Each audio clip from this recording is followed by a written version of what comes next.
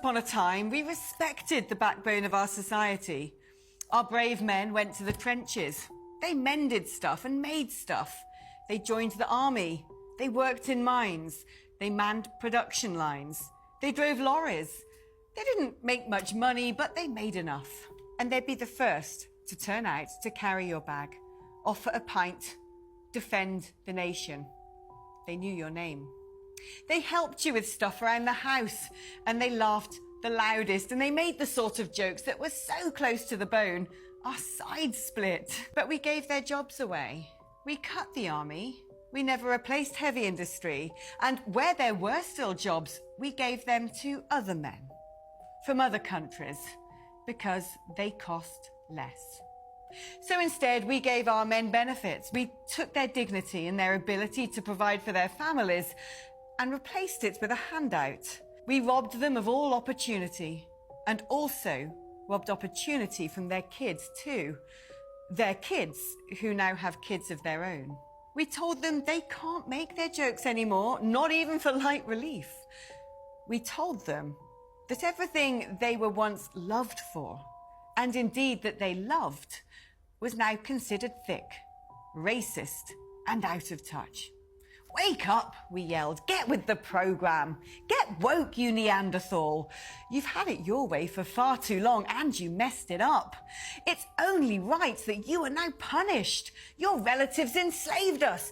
You're a patriarchal beast. You fragile, overprivileged moron. When they now turn on the television, they don't see people like them. The songs they once sang are now cancelled. Nobody like them writes songs anymore. Well, nobody that would get a recording contract.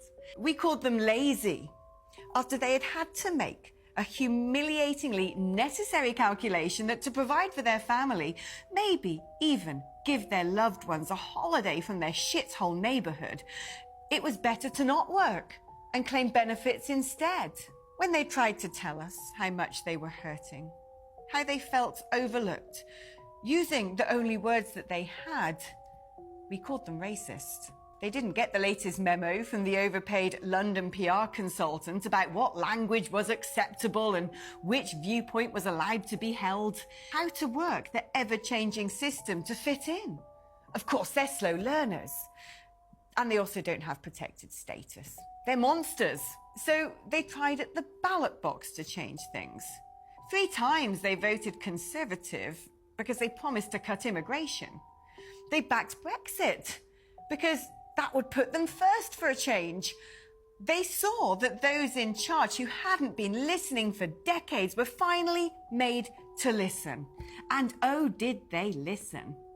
They then did everything in their power to bully and to shame, to silence the voices of those men, to frame them as a threat, to intimidate them and censor them.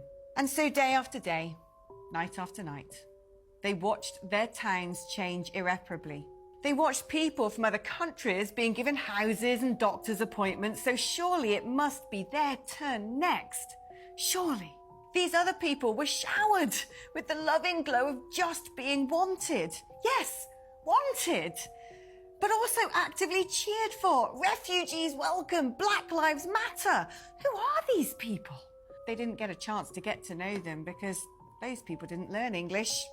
They couldn't find them at the pub, but it must be their fault because they didn't welcome them enough. They didn't understand them enough. That's right, it's because they must be racist.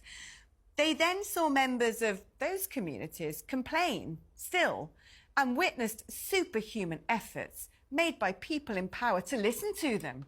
And yet, some of them still riot when they don't get their own way. Some of them commit crimes, but when they do, it's not their fault. They just need to be better understood. Those people have been through things that none of us can relate to. They're disenfranchised. They have mental health issues. And it's probably your fault, you lazy, white racist. That, dear friends, that is the story of working class England. And I hope you enjoyed it. You know, some might call it a lived experience, but for those in it, it's an experience barely worth living.